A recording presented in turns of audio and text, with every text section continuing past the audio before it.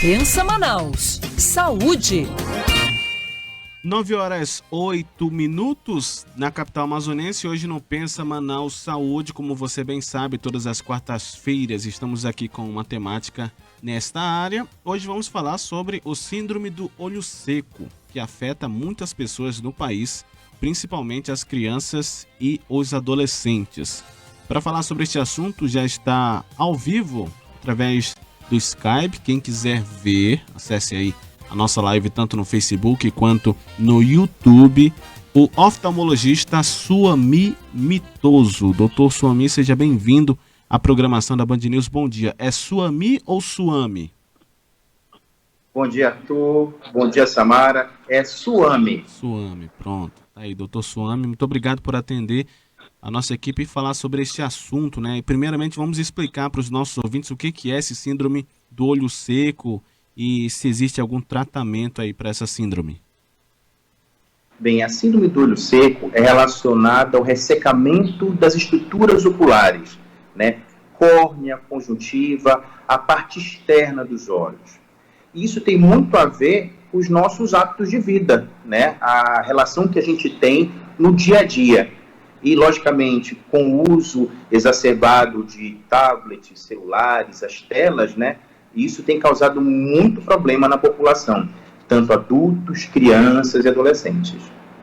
Ou seja, né, doutor, é um uso excessivo. Então, tem muitas... É por isso que essa doença atinge mais as crianças e adolescentes, porque tem muitas crianças e adolescentes que, às vezes, varam a madrugada com o celular ou o tablet ali na mão e, muitas das vezes, apagam todas as luzes para ter só aquela luz ali do celular ou do tablet, né?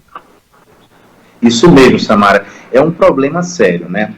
A relação com os equipamentos eletrônicos é uma realidade, tanto para a gente adulto quanto para as crianças e adolescentes.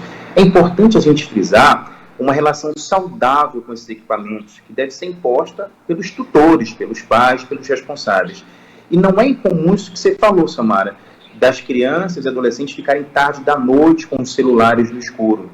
O problema é que essa luz que emana desses aparelhos, ela é tóxica, né? É uma luz azulada que pode, com o passar do tempo, causar problemas na retina.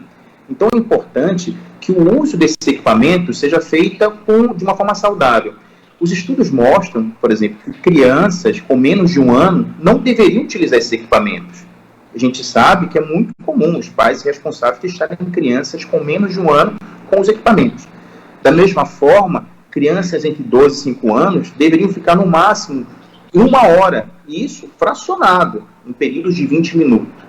O problema é que a gente sabe que no dia a dia isso não acontece, o que pode causar problemas na visão da criança, pode causar também problemas cognitivos, né, atrasos do aprendizado, irritabilidade na criança e assim por diante. Sofre a criança, sofre o adolescente e também os adultos no dia a dia. Doutor, tem aqui uma mãe participando na telefone 1475, ela não quer se identificar, ela está perguntando, sei que o senhor já falou, mas é bom para ficar claro, essa questão da idade, né, e das crianças que ficam com os aparelhos eletrônicos. Ela tem um bebê de 1 ano e meio e ele fica no celular por 1h30, 2, e em determinados momentos fica intercalando, fica um pouco no celular, anda, brinca, depois volta, nesse tempo todo fica aí até umas 2h30, né? Isso pode ser prejudicial, né? Isso, pode ser prejudicial, sim. Ela tem que saber que as crianças com menos de 1 ano, 1 ano e meio, até 2 anos, elas nem deveriam utilizar esses equipamentos. Por quê? As crianças pequenas, a visão ainda está em formação. Passar muitas horas com esses equipamentos para perto acaba que deixa de estimular o desenvolvimento da visão. Além disso, causa nas crianças uma dependência desses equipamentos.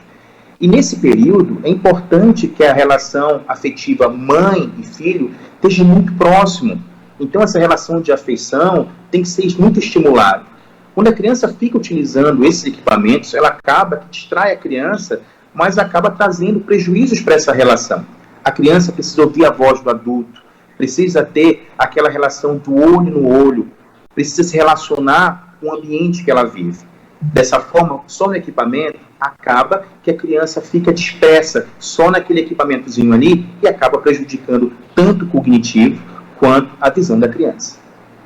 Nossos ouvintes já estão perguntando aqui, doutor Suami, sobre a TV e o computador com a tela grande. Causa o mesmo impacto, a mesma síndrome?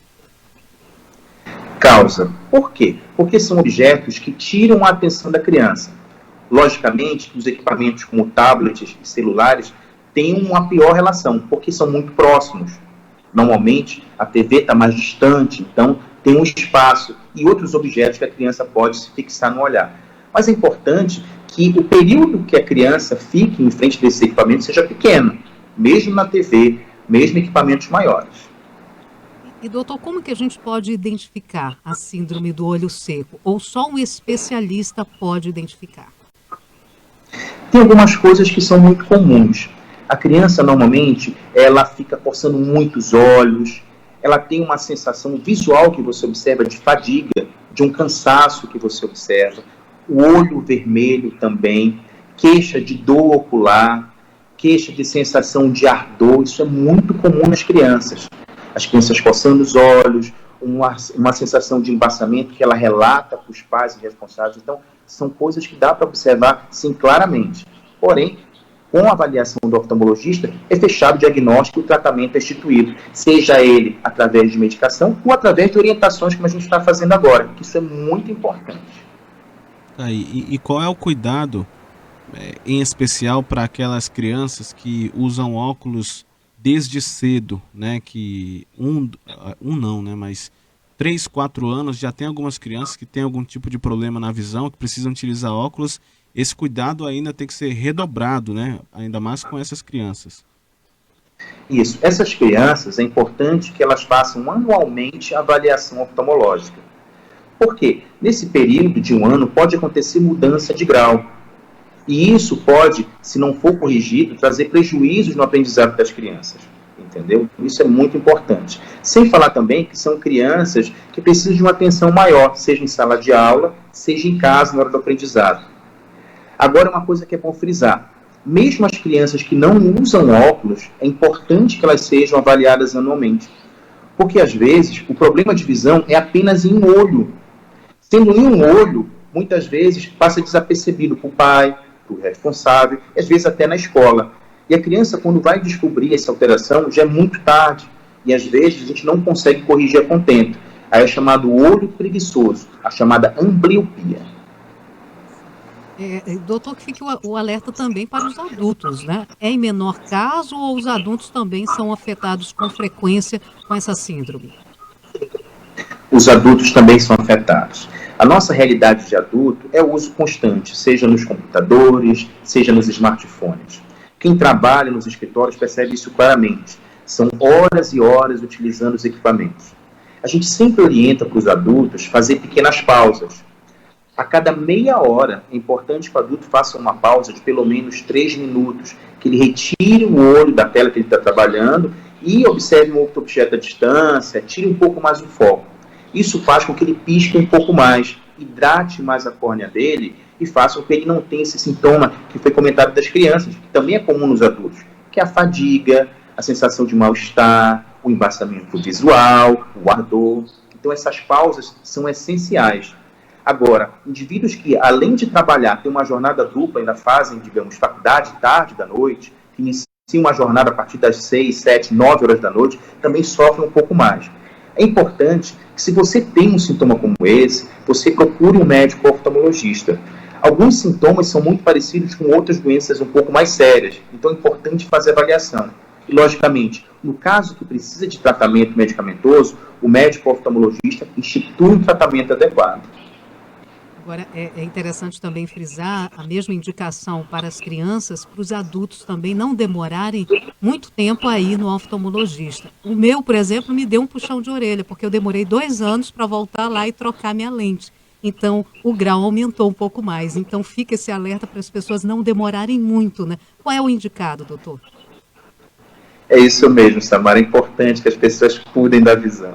O ideal é uma vez ao ano. Né, uma vez ao ano para fazer a avaliação. Quem utiliza óculos, fazer o ajuste, se precisa ou não fazer a troca dos óculos. Mas uma vez ao ano. E indivíduos acima de 40 anos, principalmente, porque tem alguns exames especiais que são feitos nesses indivíduos. A variação da pressão intraocular, avaliação do fundo de olho, são exames básicos que devem ser feitos a partir dos 40 anos. Aí, a gente conversou no Pensa Manaus Saúde, nosso tempo é limitado, a gente tem outras milhares de perguntas aqui, com o oftalmologista Suame Mitoso, hoje esclarecendo sobre o síndrome do olho seco, que afeta muitas pessoas em todo o país, principalmente as crianças e os adolescentes. Muito obrigado pelas informações e já deixo aí o convite para estar conosco em outras oportunidades também. Eu que agradeço a tu, Samara, os ouvintes de casa. Na internet, rapidamente, Samara, na internet, como é que lhe encontramos? Na internet? No Facebook, Instagram, as mídias sociais. Facebook, Instagram, Dr. Suame Mitoso Oftalmo.